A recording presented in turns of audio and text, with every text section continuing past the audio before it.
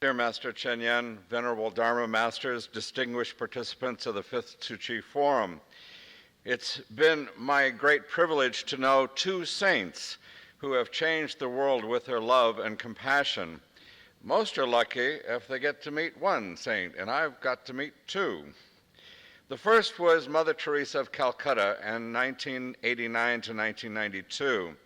My mother gave me $20 to give to Mother Teresa, and I added another $20 and sent it off to the Mother House with a note.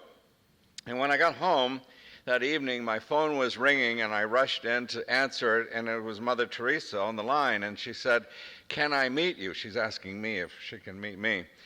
And I said, "Yes, of course." And she said, "Please come to the Mother House." And over the years, I learned a great deal of Mother Teresa's work in helping the poorest of the poor, orphan children, the dying in the streets.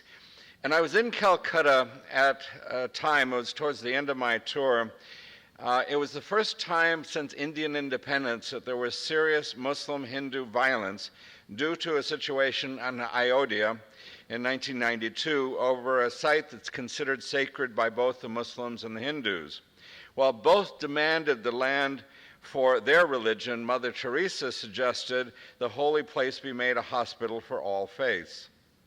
I knew Mother Teresa when she was in her 80s. She had justifiably won the Nobel Peace Prize, and after her passing, the Catholic Church canonized her as a saint. I first got to know about the Buddhist Tzu Chi Foundation in our joint work for climate justice at the Unitarian Universalist United Nations office in New York City. In June of 2016, my husband and I attended the United Nations NGO DPI conference in the Republic of Korea on education for global citizenship. My husband and I traveled together with members of the NGO DPI Executive Committee to meet Master Chen Yan in Hualien, and we were all changed. It was clear to us all that Master Chen Yan is a saint who is guiding the world towards a possible salvation if we follow her teachings. I have taken refuge with Master Chen Yan's guidance. The world is perhaps at its most perilous point in its long history of life on this planet. Master Chen Yan's profound and unique understanding of Buddhist teachings has given us and the world a pathway towards happiness through compassion. The United Nations has given us about 10 to 12 years to stop the destruction of our planetary climate system or face catastrophic consequences. Master Chen Yan asks us to show compassion for those who suffer, for the animals who suffer, and for the planet which suffers. Master Chen Yan asks us to live in service of all sentient beings and to our mother planet, and in doing so find happiness and fulfillment. How do we do this? First, we must not kill. That means not taking the lives of sentient beings in order to eat them. Charles Darwin observed that all animals display the same feelings shared by the human species. Subsequent scientific study has confirmed this observation of the commonality of emotions and feelings in all sentient beings. The Unitarian Universalist Association 2011 resolution on ethical eating also calls for a mostly plant-based diet and the protection of sentient beings. The latest United Nations IPCC report is the up-to-date, comprehensive explanation of the science of climate change and the future of Earth.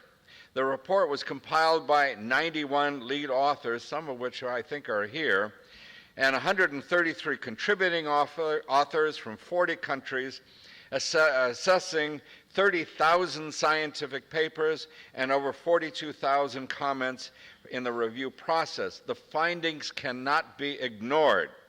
Slashing greenhouse emissions from cars and power plants won't be enough to avoid the worst effects of climate change.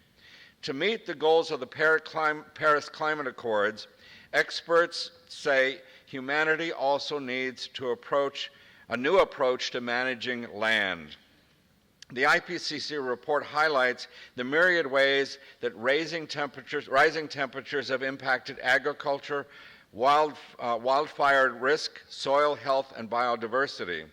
The report also examines how land and its use can exacerbate the effect of global warming, but how better land management can help mitigate climate effects. The report tells us that land is already doing a lot to help us in our combating climate change, and we can do better with better land management. One of the report's major themes is that forests play an important role in absorbing carbon dioxide generated by human activities, and so protecting those forests is crucial to reining in global warming. The report also emphasizes the need for a new approach to agriculture that would feed growing populations while using natural resources more sustainably. Protecting and expanding forests is top of the list. A recent study found that Earth could support up to 500 billion additional trees, which would remove roughly 2/3 of the carbon that humans have pumped into the atmosphere. Already the greatest driver of deforestation is agriculture.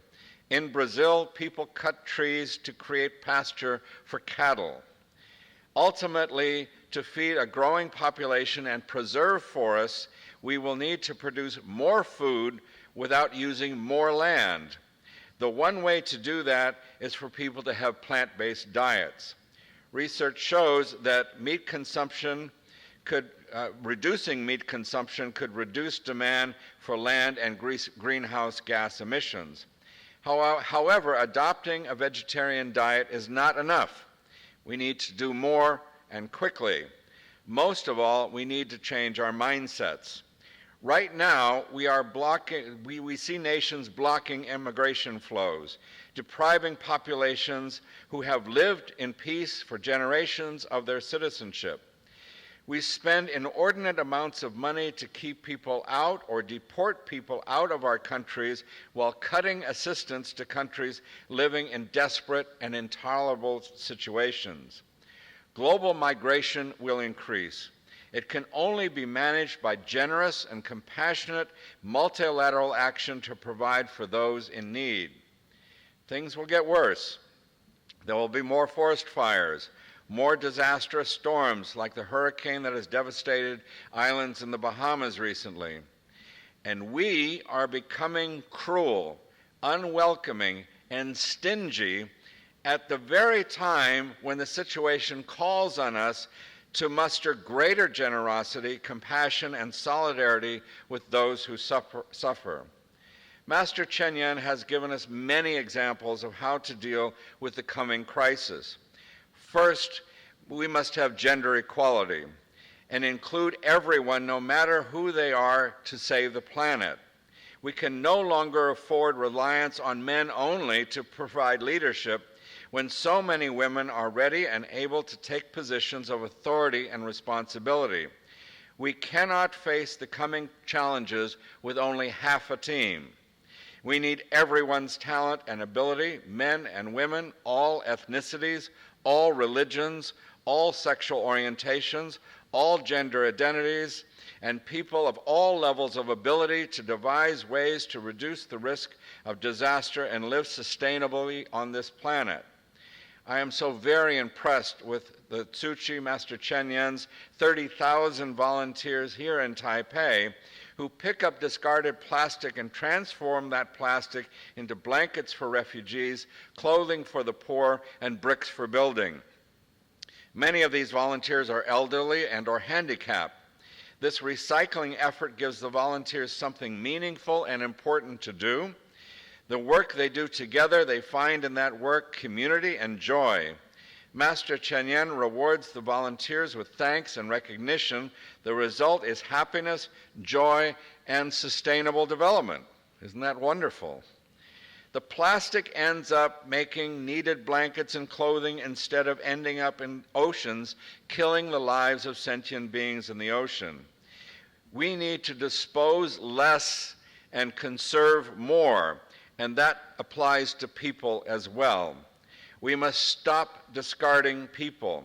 We must dismantle patriarchy ethnic and religious supremacy, heteronormative domination, ableism, ageism, or any system which excludes anybody. We need everybody and should not discard or marginalize anyone. The Dharma, the teaching, the life path developed and perfected by Master Chen Yan is a way that can be easily followed by Buddhists, Christians, Unitarian Universalists, Muslims, Jews, Hindus, atheists, humanists, and anyone else. Master Chen Yan's life path is not about what you believe, it's about what you do and how you live your life. Master Chen Yan teaches us to take very good care of ourselves, of others, of all sentient beings, and of the planet. If we follow Master Chen Yan's path, our planet will recover and continue to sustain diverse and beautiful life in all its forms. There is no other path so perfectly designed than the Dharma perfected by Master Chen Yan.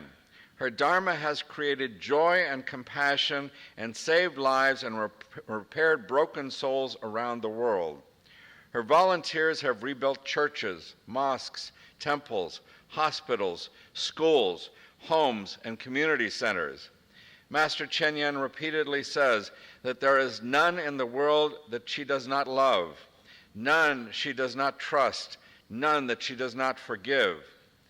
This is the essence of peace, and Master Chen Yan is spreading that peace to every corner of the world.